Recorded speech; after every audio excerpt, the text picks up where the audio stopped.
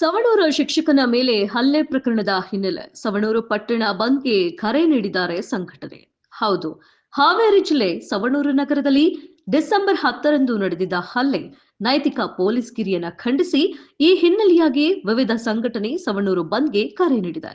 ಕರ್ತವ್ಯ ನಿರತ ಶಿಕ್ಷಕನ ಮೇಲೆ ಹಲ್ಲೆ ಖಂಡಿಸಿದ್ದಾರೆ ಪ್ರತಿಭಟನಾಕಾರರು.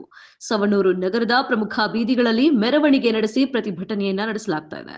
ತಪ್ಪಿತಸ್ಥರ ವಿರುದ್ಧ ಕ್ರಮಕ್ಕೆ ತಹಶೀಲ್ದಾರರ ಮೂಲಕ ಸರ್ಕಾರಕ್ಕೆ ಸಂಘಟನೆ ಮನವಿ ಮಾಡಿದೆ. ಇನ್ನು ಈ ಒಂದು ಪ್ರತಿಭಟನೆ ಎಲ್ಲಿಯವರೆಗೂ ನಡೆಯುತ್ತದೆ ಅನ್ನೋದನ್ನ ಕಾದು ನೋಡಬೇಕಾಗಿದೆ. ದಾಳಿ ಮಾಡಿ ಗುಂಡಾ ವರ್ತನೆ ತೋರಿದ ಕಿಡಿಗೇಡಿಗಳನ್ನು ಆದಷ್ಟು ಬೇಗ ಬಂಧಿಸಿ ಸಮಗ್ರ ತನಿಖೆ ಮಾಡಿ ಕಠಿಣ ಕಾನೂನು ಕ್ರಮಕ್ಕೆ ಮುಂದಾಗಬೇಕು. ಈ ರೀತಿ ಪ್ರಕರಣಗಳು ಮುಂದೆ ನಡೆಯದಂತೆ ಸೂಕ್ತ ಕಾನೂನು ಕ್ರಮ ಜರುಗಿಸಬೇಕು. ಮುಂದಿನ 7 ದಿನದಲ್ಲಿ ಎಲ್ಲ ಆರೋಪಿಗಳನ್ನು ಬಂಧಿಸದಿದ್ದಲ್ಲಿ ನಮ್ಮ ಹೋರಾಟವನ್ನು ಜಿಲ್ಲೆಯಾದ್ಯಂತ ತೀವ್ರಗೊಳಿಸಲಾಗುವುದು ಎಂದು ಈ ಮೂಲಕ ಕಳಕಳಿಯ ಮನವಿಯನ್ನು ಮಾಡುತ್ತೇವೆ. ಧನ್ಯವಾದಗಳು ಸರ್. ಇವತ್ತಿನ ದಿವಸ ವಿವಿಧ ಹಿಂದೂಪರ ಸಂಘಟನೆಗಳ ಒಕ್ಕೂಟ ಹಾಗೂ ಸವಣೂರಿನ ಸಾರ್ವಜನಿಕರು ಮೊನ್ನೆ ದಿನ ಏನು ಶಿಕ್ಷಕರ ಮೇಲೆ ದೈಹಿಕ ಹಲ್ಲೆ ಆಗಿತ್ತು, ಅದರ ಕುರಿತು ಕಾನೂನು ಕಠಿಣ ಕ್ರಮ ಜರುಗಿಸಬೇಕಂತ ಹೇಳಿ ಈ ಒಂದು ಮನವಿಯನ್ನು ಸಲ್ಲಿಸಿದ್ರಿ.